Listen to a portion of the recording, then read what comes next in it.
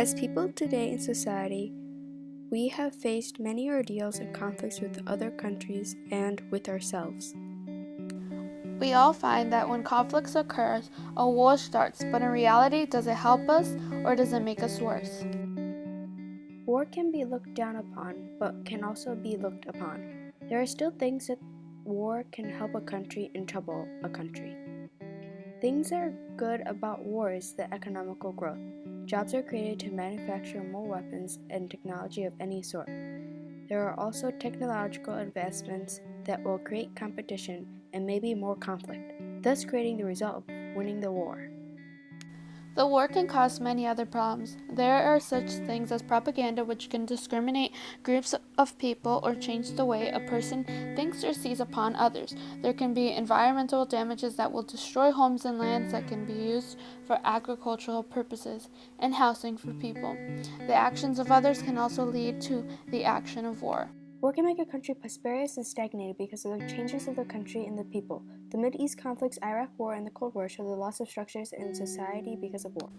The Mid-East conflicts happened when the United States tried to interfere with Palestine, Iraq, Syria, and Lebanon. Violence by Syrian government forces had provoked genuine revolution in Western capitals and among Syrian neighbors. Governments behind the region pushed aside Assad, had staked their reputation on pushing through Assad's departure. The government had slowly gotten the Middle East conflicts worse by interacting with other countries.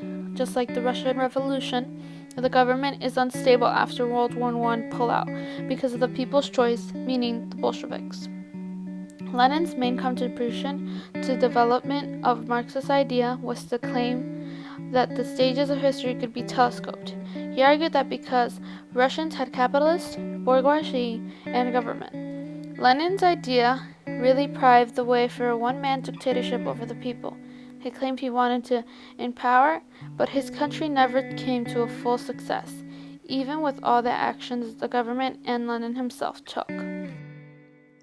Iraq has spent an excessive amount of money pushing their country into debt, and financial issues like Iraq's latest economic problems are linked to the increasingly costly battle with the Islamic State. Trillions of dollars are spent to create militaristic warfare with the other countries. This will not allow the countries to advance in society.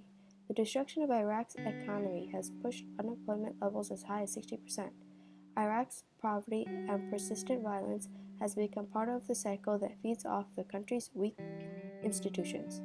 During the fall of Rome, the political rot also extended to the Roman Senate, which failed to temper the excess of the emperors due to his own widespread corruption and incompetence.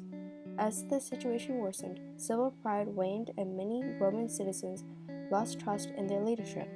As more and more funds are funneled into the military upkeep of the empire, technological advancements slowed and Rome's civil infrastructure fell into disrepair. The Cold War spent an excessive amount of money, thus causing a large amount of debt.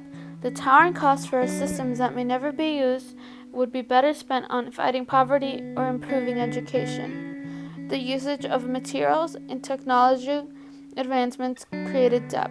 There were weapons created that were never used or needed during the war.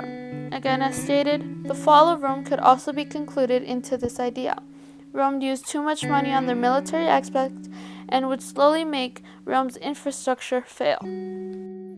We have faced many ordeals and conflicts with other countries and with ourselves. We all find that when conflicts occur, a war starts, but in reality, does it really help us or does it make us worse? The Mid-East conflicts, Iraq War, and the Cold War show the loss of structure in society because war, which has made the country stagnated in society, creates instability within the government and the people. War has slowly not created many prosperous opportunities that can allow the advancement of society. There are many problems that are still found with political leaders that cannot be solved unless the people find a solution together.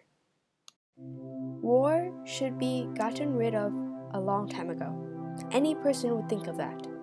If we really try to focus what is wrong with our countries, we could possibly find an end to war.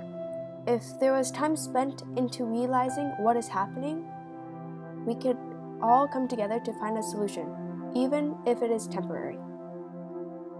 We could even put up a petition about this idea or even show it to other people who could possibly change what is happening in the world today.